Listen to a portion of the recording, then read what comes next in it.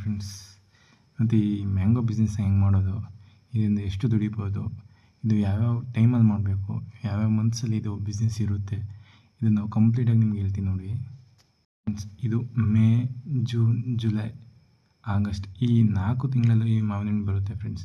ಮೇಗೆ start ಆಗುತ್ತೆ friends ಈ business.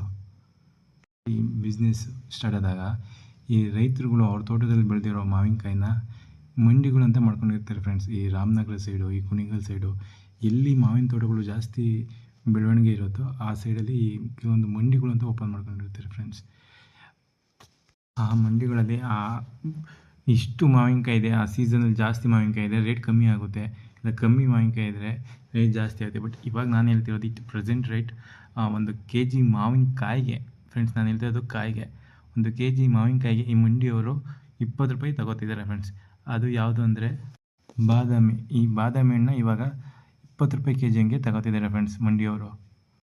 ಮಂಡಿಯವರು 20 ರೂಪಾಯಿ kg ಹಂಗೆ ರೈತರ ಹತ್ರ ಪರ್ಚೇಸ್ ಮಾಡಿ ಈ ಥರ ಈ ವಿಡಿಯೋದಲ್ಲಿ ನೋಡ್ತಿದ್ದೀರಲ್ಲ, ಈ ಥರ ಕ್ರೇಟ್ ಮಾಡಿ ಒಂದು ಕ್ರೇಟಿಗೆ 20 kg ಪ್ಯಾಕ್ ಮಾಡ್ತಾರೆ ಫ್ರೆಂಡ್ಸ್. ಆ 20 kg ಅವ್ರು ಕೊಡೋದು ಅವರು ಹೊರಗಡೆ ಕಳಿಸ್ತಾರೆ ಫ್ರೆಂಡ್ಸ್. ಈ ಫ್ಯಾಕ್ಟ್ರಿಗಳು, ದೊಡ್ಡ ಫ್ಯಾಕ್ಟ್ರಿಗಳು, ದೊಡ್ಡದು ಈ ಉಪ್ಪಿನಕಾಯಿ ಫ್ಯಾಕ್ಟ್ರಿಗಳು, ಆಮೇಲೆ ಕೆಲವೊಂದು ಮ್ಯಾಂಗೋ ಜ್ಯೂಸ್ ಫ್ಯಾಕ್ಟ್ರಿಗಳು, ಇವ್ರ ಹತ್ರ ಎಲ್ಲ ಅವ್ರು ಮೊದಲೇ ಬುಕ್ ಮಾಡ್ಕೊಂಡಿರ್ತಾರೆ ಫ್ರೆಂಡ್ಸ್. ಈ ರೇಟಿಗೆ ಈಗ ಕೊಡ್ತೀವಿ ಅಂತ.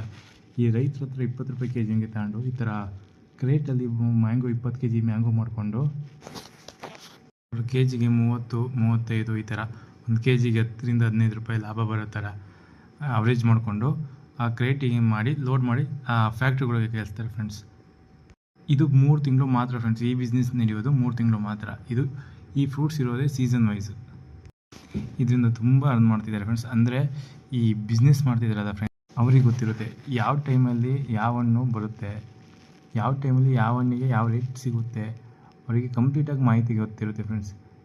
ಹಾಗಾಗಿ ಅವ್ರು ತುಂಬ ಇದರಿಂದ ಅರ್ನ್ ಮಾಡ್ತಿದ್ದಾರೆ. ಸೊ ನೀವು ಟ್ರೈ ಮಾಡ್ಬೋದು. ಇದು ಯಾರು ಬೇಕಾದರೂ ಮಾಡ್ಬೋದು ಫ್ರೆಂಡ್ಸ್.